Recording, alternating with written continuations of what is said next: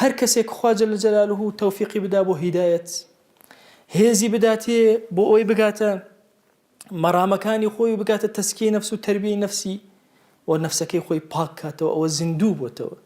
ئەوی تریان ڕەککەوتووە و کە ئەنەما بە خاک سپێرەوە.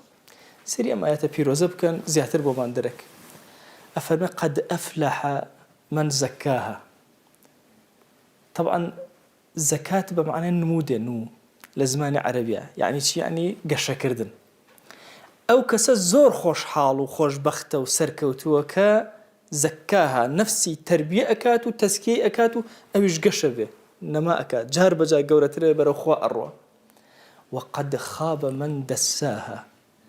ئەی هاوار قوربەسیری بۆ ئەو کەسەی من دەساها. دەساها معناکەی چی؟ خۆی دەسە بە معنای شتێکە بخێتە ژێر خاک یا بیشاریتەوە.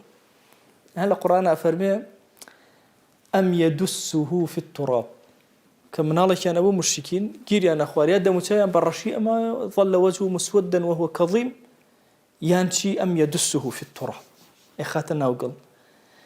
یعنی ئەو کەسەی کە خابە من دەساها نەفسی خۆی کە ئەنەما ئەنێژێ ئەی مرێنێ، ئەی قوربەسەری بۆ ئەو کەسە. ئەوی تریا کە ئەنەما زەکاها تەسکیە ئەکات و تەربیە ئەکات و زیندوی ئەکاتەوە حیاتی ئەدات. کەوابوو لە تەسکیە و تەربیەی نەفسە ئینسان بەرەو بەشە مەلائیکەکە ئەڕوا و زیندوو ئەبێتەوە، حیاتی بەردێ. چۆن مناڵە بچووکە لە سکیدایکە حیاتی نەبوو، ڕۆحی تێکرا و حیاتی تێکەوت، بالضبط ئینسانەکە ئەوەی لێ.